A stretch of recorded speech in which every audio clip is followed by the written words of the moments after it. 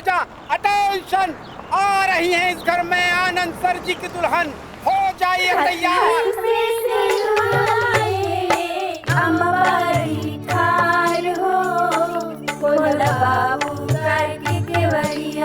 हाथ में सिंदूर वाले अम्मा बाड़ी ठार हो, खोला बाबू कार के केवड़िया, खोला बारे खोला खोल रे, खोला बाबू कार के केवड़िया।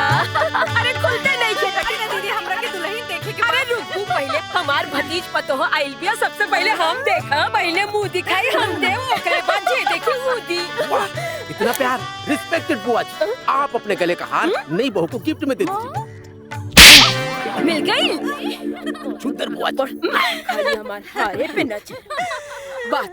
कैसे मैं होली अम्मा करके केवड़िया हो, सासू जी के दिया बात असली जोगिनिया हो, सासू जी के दिया बात।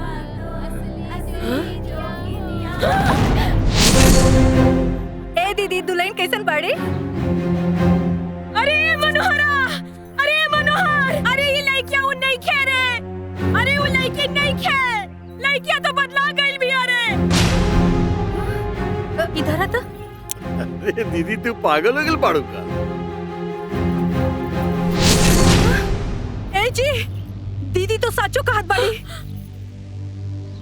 अरे ए मनोहरा, हमरा के तो लागत है कि बड़की बहिनिया भाग गई, ऐसे छोटकी के विदा कर देहलस।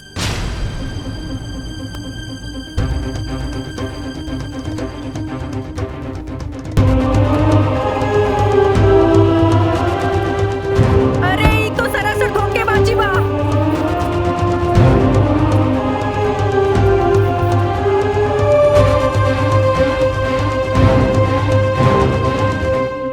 अरे तोरा ठकमुरी काहे मरले हरे? तू बोला काहे नहीं खे कुछू? चुप काहे बाड़े? अरे का कहला सो बेईमानवा? कुछ ना, बहू के गृह प्रवेश करावा। अच्छा, वो तोहरा के नून पढ़ा के खिया देहला सा, तू खा लेले हा? ये बियाह बियाह ई? अरे ये सरासर धोखेबाजी ह। अते कहता रे कि हम गृह प्रवेश करा दी, कब ना जे करी ते भरी, हमरे रहते ये ना होई, पूछ ला। जकरा साथ हमार बेटा 7 फेरा ले ले बा, उहे हमरा घर के लक्ष्मी भी है। चुपचाप गृह प्रवेश करावा तू लोग। ये हमनी से ना होई, चले जे करी ते भरी।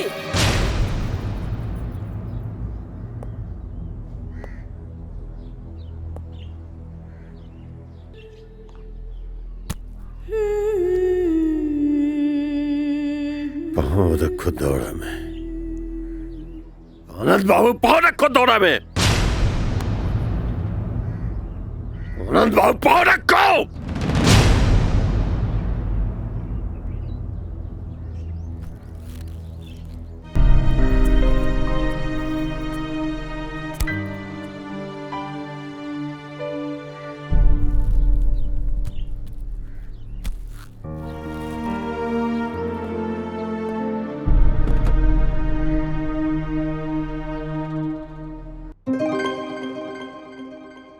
आप रो रही थी ना? ना तो। एक बात बोलूं चाची? हाँ बोला। बुआ ना जियान की तरह खड़ूस है। ये जियान के है? डोरेमोन में है ना मोटा, आपने देखती हैं? ना, लेकिन अब जरूर देखब। चाची आप कितनी अच्छी हो। बुआ तो गंदी है, जब भी मैं ना डोरेमोन देखती हूँ तो बोलती है गाना लगा दो, गाना लगा दो। हेलो मैम, हाँ? Welcome in this house. ओह, Minnie is also here. Hi, myself Kanhaiya ji. I know Indian, Chinese, continental, Italian, Thai, veg, non-veg, and I know many more regional dishes like litti chokha, dahi chura, ठेकुआ, गुजिया, रसिया पूरी, सतुआ भुंजा, चीला पीठा, खजूर, आप जो बोलेंगे आपको मिल जाएगा मैम। बस जस्ट कॉल मी। कन्हैया जी, कन्हैया जी। बहुत कमाल के बानी आप। Thank you ma'am. लेकिन हम रउआ के नाम से ना बुलाइब, हम रउआ के भैया कहब तो चली ना? काहे कि हमार कोनो भाई नहीं खे। पता नहीं मैं इस इज्जत के लायक हूं कि नहीं सिस्टर, लेकिन अगर आपने मुझे भाई कह दिया है ना, तो ये भाई हमेशा अपनी बहन के लिए खड़ा रहेगा। Thank you sister, thank you.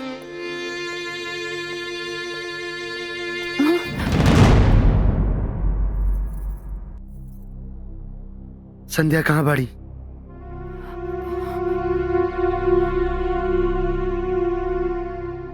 हम पूछा था नहीं, संध्या कहाँ बाड़ी?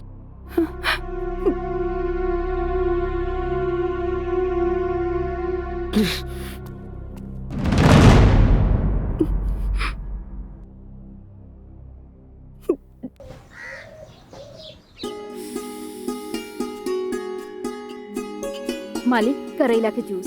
ये अनंत बाबू विले न जगले का।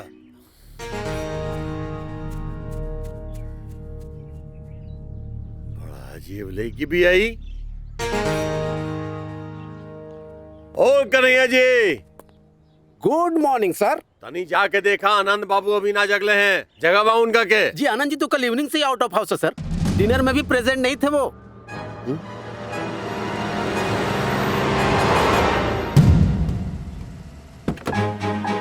बाय आनंद।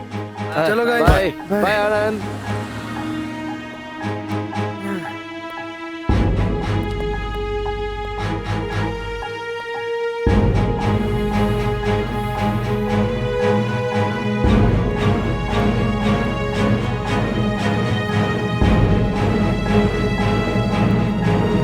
आनंद बाबू,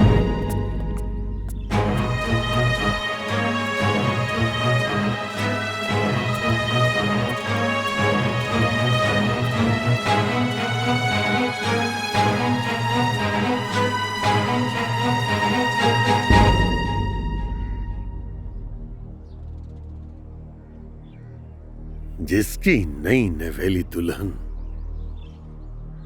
घर में इंतजार कर रही हो, वो पूरी रात बाहर बिता के आए। आपसे ऐसे लापरवाही की उम्मीद नहीं थी आनंद बाबू। मुझे भी आपसे ऐसी जबरदस्ती की उम्मीद नहीं थी। इन बातों का अब कोई मतलब नहीं है। आपने उनसे 7 वचन निभाने का वादा किया है, यही और वचन निभाइए। वो वचन मुझसे धोखे से लिए गए। मैं उसे अपनी पत्नी नहीं मानता। लेकिन वो इस घर की बहू हैं, यही और जाकर अपनाएंगे उन्हें। इस घर में किसी को बसाने का अधिकार तो आपका है, लेकिन मेरे दिल में किसी को बसाने का नहीं। आनंद बाबू! अरे मनोहरा, पगला गई बाड़े का तू? अरे जिक्कारी ते भरी जवान बेटा से ऐसे बतियावल जाला? हाँ, लेकिन नंदनी भी तो केहू के घर के बेटी भी है ना। हाँ, वो केहू की भी घर के बेटी होगी, बाकी हमरा घर के पतो ना बनी। हाँ, रउआ याद रखो। अरे जिक्कारी ते भरी, चल रे बेटा, चल चल। बड़ा आइले हई हे को बोली।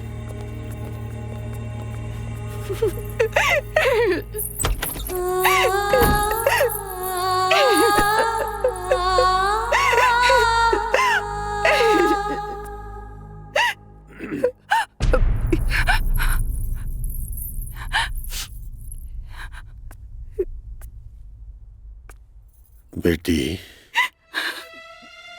रो के अपना आप के कमजोर मत करा।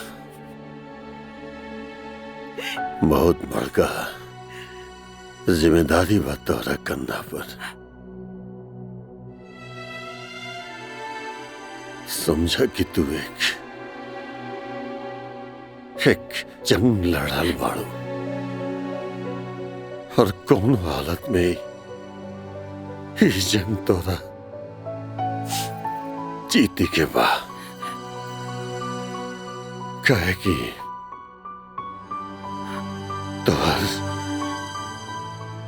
बाबूजी के भरोसा और तेरा ससुर के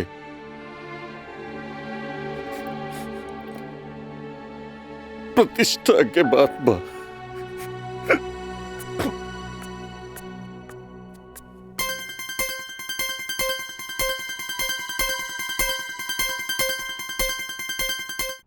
माँ जी, हमार मांग भराई कर दी ना। ए के बाड़ू तू जे तोहर मांग भराई कर दी? अरे ये तो गजबे के थेथर बिया हो। एकर बाप बेईमान आई बेशरम बेहया कहीं की। भाग यहाँ से।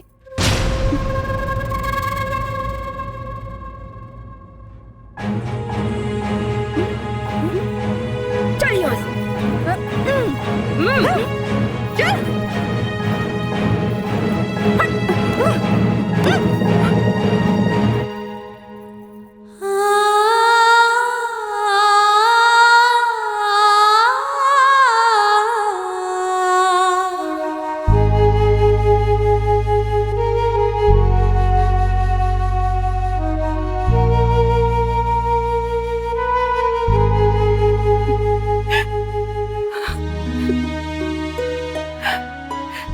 ए दुनिया में रउआ से बढ़ के केहू नहीं के।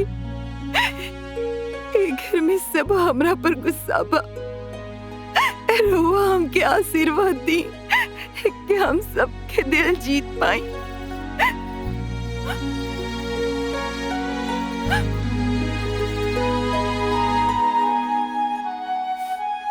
सूट बूट में आया कन्हैया बैंड बजाने को, अरे नए गीत में नाच न जाने नए जमाने को। अरे सूट बूट में आया कन्हैया। अरे सिस्टर आप क्यों आ गई? मैं तो खुद चाय लेकर आने वाला था आपके पास। भैया हम चाय लेबे ना, चाय बनावे आयल बानी। नो नो नो नो सिस्टर, इट्स माय ड्यूटी। आज से राउत ड्यूटी खत्म। व्हाट? भैया रउआ हमार साथ दी ना। हमके सब केहू के दिल जीते के बा।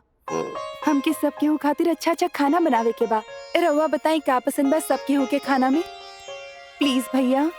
ओके सिस्टर, यस मेरे बॉस ने सही कहा है कि जिसके हाथ का खाना लजीज वो होता सबका अजीज। यस आप हाथ दीजिए, हाथ दीजिए, हाथ दीजिए। अरे यस तो आइए शुरू करते हैं इस घर के हिटलर बुआ जी से। हाँ। बुआ जी 15 पराठे डेली विद गुड़ के भेली।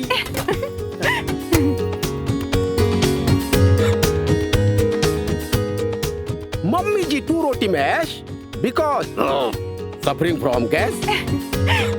Yes.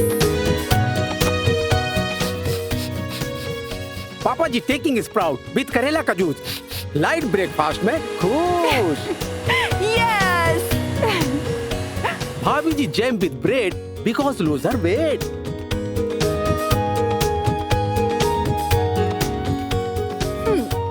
Anand babu like milk and cornflakes with coffee black. Okay. Wow, amazing. चम्मच। Thank you. वाह कन्हैया जी, आज तो बहुत टेस्टी नाश्ता बनाया है। Thank you, ma'am. बहुत बढ़िया Kanhaiya. Thank you very much, ma'am. बुआ जी, any comments? आज के पराठा तो सुपर से भी ऊपर। अच्छा तो क्यों ना आज टेस्टी डे मनाया जाए? Happy tasty day, happy tasty day sister. आज आपने नाश्ता बहुत टेस्टी बनाया है। यस, नॉट मी, ये सब नाश्ता छोटी बहू ने बनाया है।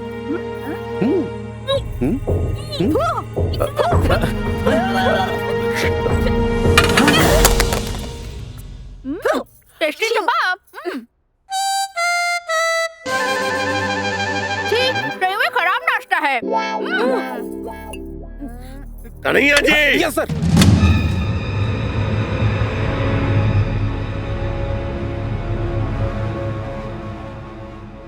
आज से ये घर के खाना और नाश्ता ये घर के छुटकी बहू नंदिनी ही बनाई। अब चाहे खाना सड़ल होके चाहे गलल होके सबके उहे खाना खाए की आदत डाले के पड़ी। कन्हैया जी। यस सर। हमारा नाश्ता हमारे कमरे में लाइए। यस सर। हंग्री बुआ जी।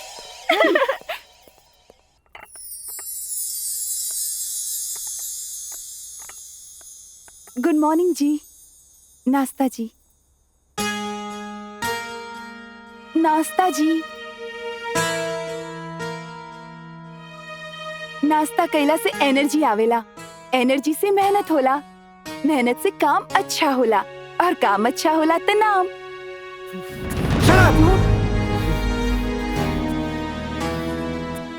मुझसे बात करने की कोई जरूरत नहीं। भले तू ये घर में हमारी पत्नी बन के आयल बाड़ू, बाकी हमारा से उम्मीद रखला की कौनो जरूरत ना। निकल निकल निकल निकल बाहर। Get lost. What happened? Get lost. Get lost. Sister, कोशिश करने वालों की कभी हार नहीं होती। Continue continue continue.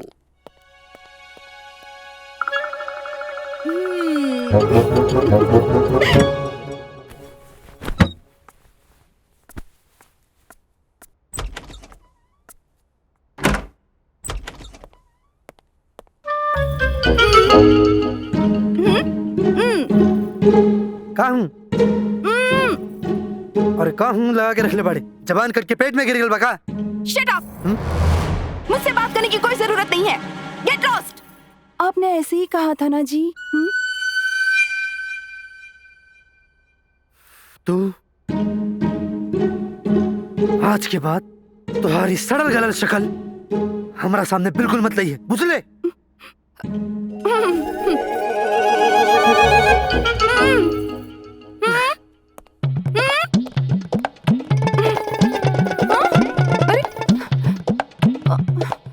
अरे सुनी जी, अगर हमें अपने शेविंग क्रीम का सेल डबल करना है तो हमें अपने मार्केट स्ट्रेटेजी को इम्प्रूव करना होगा। Sorry, Mr. Anand, but we are already following proper marketing strategy. भाभी जी नमस्ते। नमस्ते। आइए भाभी। नमस्ते। नमस्ते। नमस्ते जी। वो उधर उधर है। सभी लीडिंग टीवी चैनल्स के प्राइम टाइम पे हमारे ऐड आ रहे हैं। प्रिंट मीडिया भी हम कवर कर रहे हैं और सारे डीलर्स को अच्छा कमीशन भी दे रहे हैं। फिर आप किस इम्प्रूवमेंट की बात कर रहे हैं? Of course, I'm totally agree with you. But all these steps are very old, and according to me, there should be some innovative ideas. और हमें लगता है कि we should go on a very new platform. I think she is Mrs. Anand. Excuse me, gentlemen. No Just a problem. second. अरे पर सुनी ना, ये खाना। अरे तुम्हारी आने की हिम्मत कैसे हुई? दोबारा अगर मेरे सामने आई ना, गेट लॉस्ट। आपको क्या लगता है मौका देना चाहिए? So sorry. Sorry for the disturbance. It's okay. Let's continue. हाँ, तो मैं कह रहा था कि हमें अपना सेल डबल करने के लिए हमें रूरल मार्केट की तरफ फोकस करना होगा। डीलर्स को बोनस देने की जगह हमें गांव के छोटे छोटे सैलून्स को अपडेट करने के लिए नए ऑफर्स लॉन्च करना होगा। सॉरी मिस्टर आनंद, पर आप शायद भूल रहे हैं कि लाख कोशिशों के बावजूद यूपी बिहार के ग्रामीण क्षेत्र हैं जो कि इतने बैकवर्ड हैं। वहाँ का रहन सहन का स्तर इतना नीचे गिरा हुआ है कि वहाँ के लोग शेविंग क्रीम लगाने के बारे में सोच भी नहीं सकते हैं। वहाँ तो पानी ही शेविंग क्रीम और फिटकिरी ही आफ्टर शेविंग लोशन होता है। You are crossing your limits mister Chandra. आप अपनी हदें पार कर रहे हैं। बिजनेस अपनी जगह है, लेकिन आपको हमारे यूपी बिहार का मजाक उड़ाने का कोई हक नहीं है। अगर आपको हमारे यूपी बिहार के लोग इतने ही बैकवर्ड लगते हैं तो क्यों इस मार्केट में अपना टाइम वेस्ट कर रहे हैं? We are sorry, Mr. आनंद, इनके कहने का ये मतलब नहीं था। Please don't be panic. It's okay. Mister Anand, अगर हम आपके जैसे एक्सपेंसिव एक्सपर्ट की सर्विसेज ले रहे हैं तो फिर आप हमें खर्चीला रास्ता क्यों बता रहे हैं? कोई ऐसा रास्ता बताइए जिसमें इन्वेस्ट ना करना हो। ओके, बहुत जल्द इस बारे में आपको रिवर्ट करूंगा और फॉर श्योर अगले मीटिंग में आपको कुछ बेहतर दूंगा। It's okay, thank you. Okay.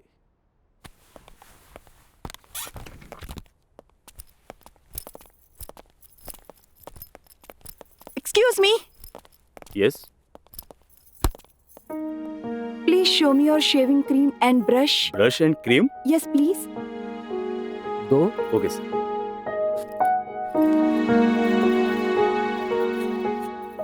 देखिए, इस प्रकार से ब्रश पर क्रीम लगाया जाता है, ठीक है? Correct.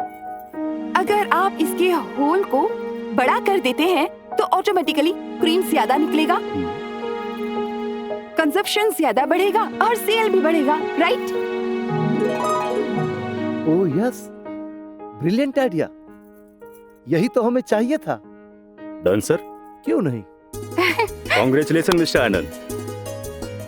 V will go further for this idea और आपको कंफर्मेशन मेल जल्दी ही मिल जाएगा। Congratulation. Thank you. You are most welcome. Special thanks to you ma'am. Mister Anand. Thank you so much. Idea.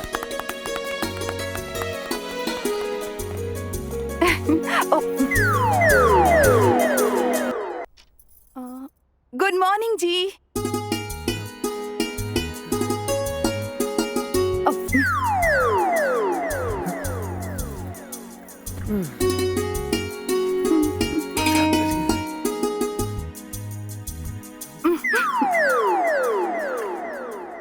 रे बैवनवा के बेटी, अरे चाय तोर बाप ले आई का? माथा दुखता 7 बज गईल।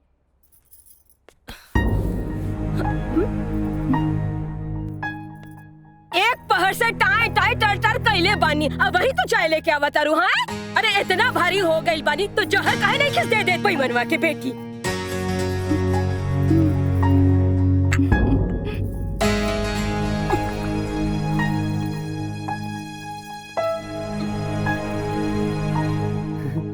वाह, प्रोजेक्ट कंफर्म हो गया। ठीक है, but our company wants to include your wife Mrs Nandini as a special adviser. हे भगवान, अब एकरा साथ में लेके जाके पड़ी। पापा,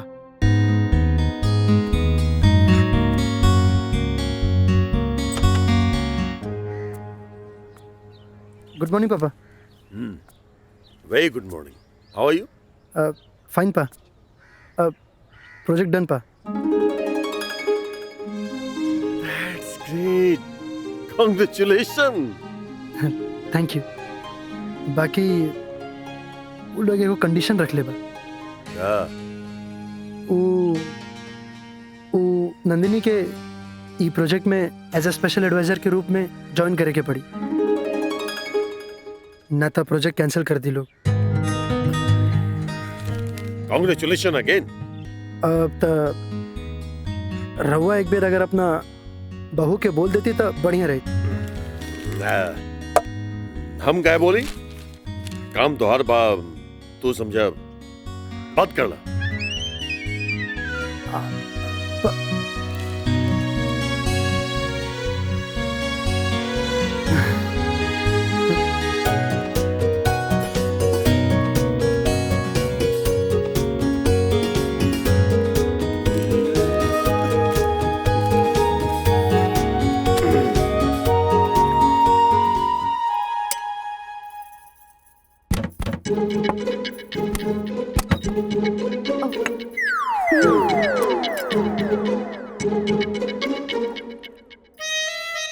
कैसे बात करी, क्या बोली?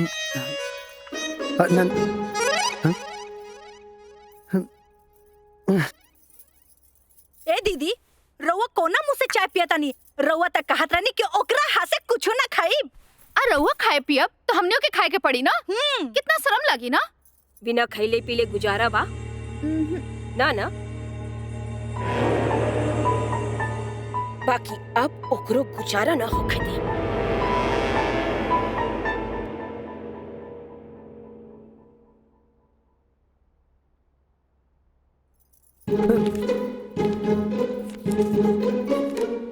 जी बोली। तोरा के ऑफिस आवे के पड़ी। हाँ? लंच खातिर ना, काम खातिर। कल जो तू मीटिंग में बकवास खेले बाड़ू ना, वो लोग तोरा के एडवाइजर के रूप में ज्वाइन करे खातिर कहले बा। कुछ बोल बू। अरे कुछ बोल बू। हमारे को शर्त बाजी। हैं? क्या? जी हम अपन ससुराल के आज्ञाकारी और प्यारी बहू हैं। हमारे को बुआ जी बाड़ी, सास बाड़ी, ससुर जी बाड़े, जेठानी बाड़ी और एगो प्यारा से पति बानी। ये सबन की सेवा कैला के बाद अगर टाइम मिली तो जरूर आई। सुन, ज्यादा भाव मत खा, जो जाके रेडी हो जा। ठीक बाजी। और सुन, ये तो जो घूंघट अप डाउन के नौटंकी लगा के रख ले बाड़ू ना, ये ऑफिस में ना चली। रउवे तो कहनी जी, अपना सड़ा हुआ मुंह मत दिखाना। हाँ तो ठीक बा ना, अब मैं ही कहा था नहीं हटावा के। ना जी, ई तो हमारे पतिदेव ही उठाई हैं। मैं जो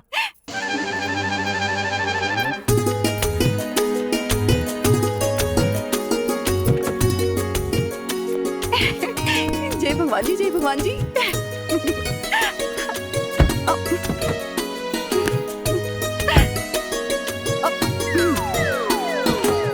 है, आगे कहाँ? पीछे बैठा।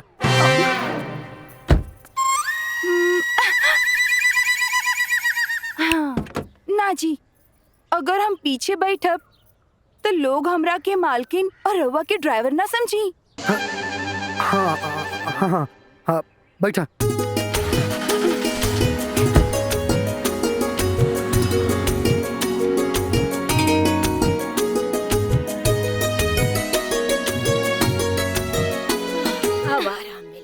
रउआ के कलश दूध को सीढ़ी फान के चढ़ेला।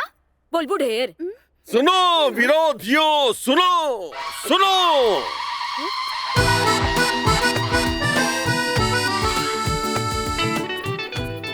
एकरा कहल जाला गृह लक्ष्मी। आज तक जो ना काम हम और हमर बेटा मिल के न कर पैलस, हमरा घर के छोटकी बहू नंदनी कर देलस। अब भी अगर केकरो आंख में शर्म हया होके तो अपना मुंह में करिखा पोत सकेले। कन्हैया जी, यस सर। इधर आइए। कम इन सर। इस खुशी की बात पर मिठाई तो बनती है ना? Of course, sir. तो मिठाई बंटवाइए। अभी लाया।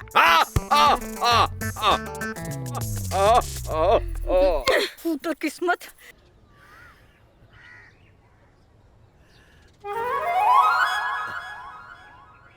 दिया तू भाई बहन के आखिरी फोटो फेसबुक पे डाल दी है।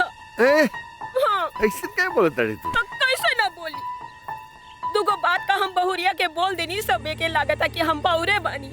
अरे पागल, ऐसे ना सोचे के चाहिए। कैसे ना सोची मनोहर, इतना दिन से उ लड़की आयल बिया घर में, केहू कहलस कि हाँ बुआ लेके जो एकरा के कुल देवी के दर्शन करा लिया, केहू कहलस। अरे हाँ रे दीदी, भुला गेला नहीं। कब सोचे तड़ी जाएगे? जकारी ते भरी ये कुल काम में देरी ना कल जाला, बिहाने जाए के तैयार बानी। सच कल जाला दीदिया, ये बड़ बहना माई के समान होली। हाँ। तू जाके तैयारी करा। तू ये सब करा, हम जाता नहीं तैयारी करे। ये कुल खा ला, एप्पल खा ला, जूस पी ला। ए दुल्हन दीदी उमर कमाल के बिया।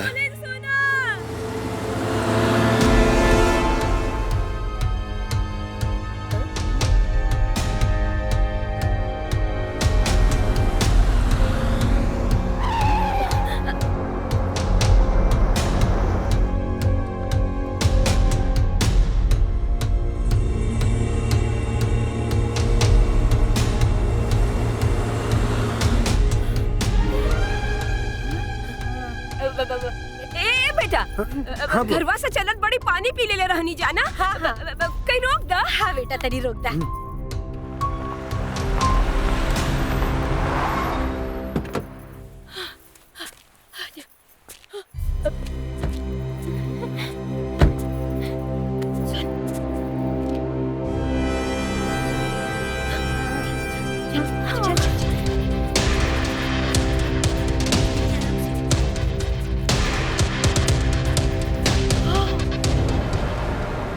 अरे दुल्हन, ऐसन जगह से जब ओकरा के फेंकब ना, अरे तो ओकरा तो हड्डियों तक के पता ना चली। हाँ दीदी, रउआ सही जगह चुनले बानी ओकरा के मुंह आवे खातिर। हाँ। कहा हाँ? केहू से अगर कहले ना बचिया, तो ओकरा फेंके से पहले तोरा के। हाँ। जे करी ते भारी। चल चल, ओकरा के लिए चल।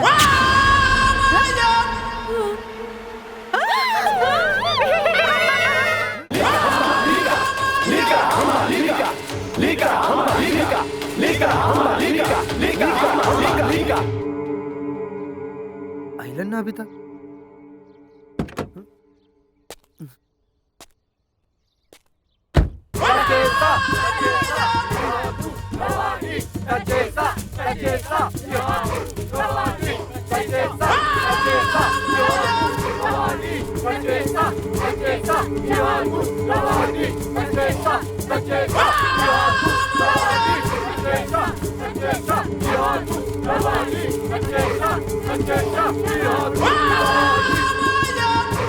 रीमो यानी दो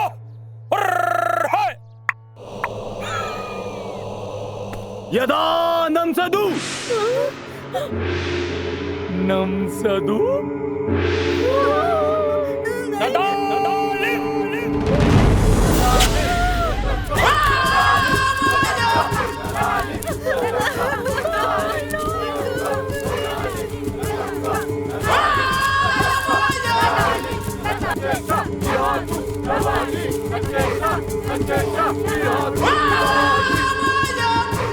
रीमो यानी दो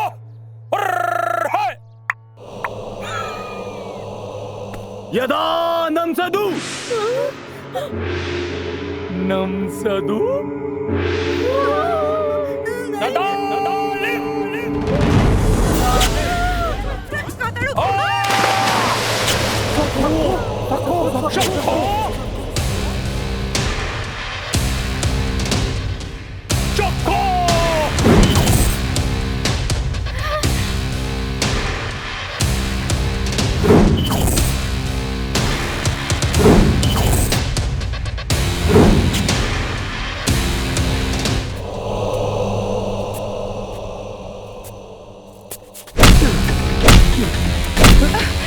बुआ जी, माँ जी, कहाँ बाड़ी रहुआ लोग?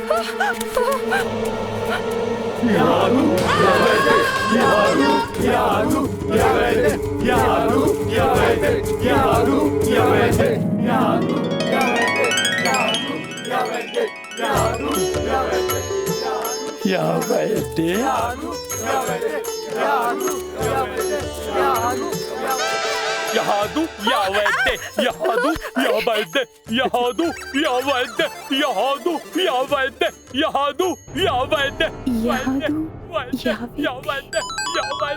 या वैद्य या वैद्य कृत जनते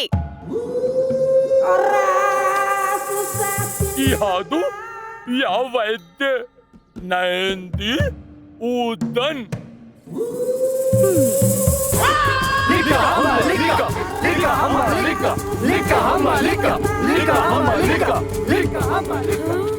उदन ए दुल्हन बचाला दुल्हन वैदे नदाली लबूको ए दुल्हन ये का कहता ई कहता रउआ लोगन के बलि चढ़ाई ना हम तो घबरा गए वाली हमने बलि चढ़ी हम बचा ले दुल्हन ओरिका विधु विधुनता तलोन तप तपा नदाली लबूको का कहता है ई कहता ई सब के छोड़ दी है बाकी रउआ के ना छोड़ी है काहे कि रउआ हष्ट पुष्ट मांस बानी ना रउआ के खाए में मजा आई अरे ना हम ना सुगंधा के कह दे बलि चढ़ा दे ना हम बिना दुल्हन के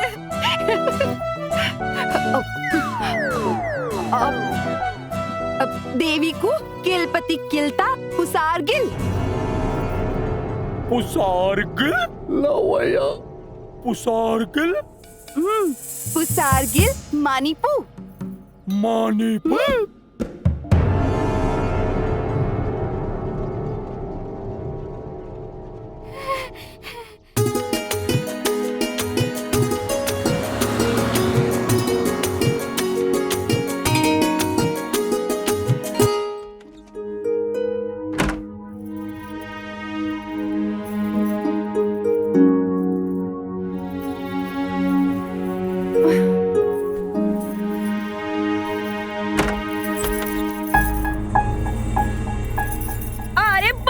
रे बाप अरे ये पतोहा आइल पिया के जल्लादन के सरदारनी रे आए हमने के बलि चढ़ावे के प्लान रही डाइनिया के अरे ना हो अपन पाप छुप छुपावे खातिर अपन पति के नजर में नीमन बने खातिर ई नाटक रचने रहल है। ई बेईमानवा की बेटी जब से आइल बिया जिया बस बुआ जी बस।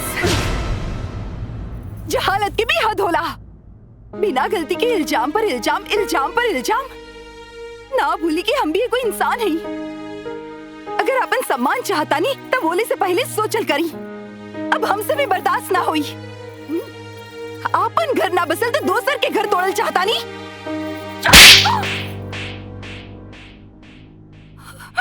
बदतमीज। तुहार हिम्मत कैसे भइल हमरा बुआ से ऐसन बात करे के? तुहार औकात हमरा घर के नौकरानी के बराबर भी नहीं के। और हमरा नौकरानी के कमी भी नहीं के। नहीं होत बर्दाश्त तो निकल जाए घर से।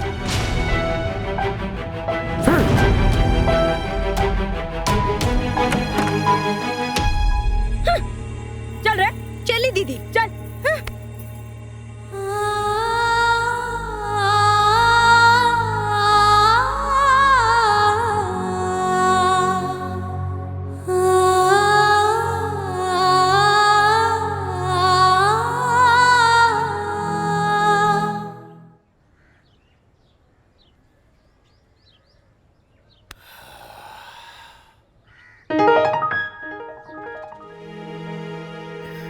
जूस अभी ले नहीं किया?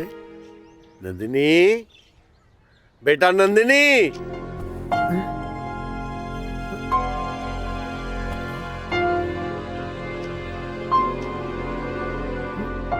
अब 10:30? हाँ? ए दीदी कहीं दिखाई नहीं के दे अकेले का। Good morning. यस। बेईमानवा की बेटी कहाँ गई? सॉरी सिस्टर, तो सुबह से ही किचन में नहीं आई। मुझे लगा कि शायद वो ऊपर अपने कमरे में।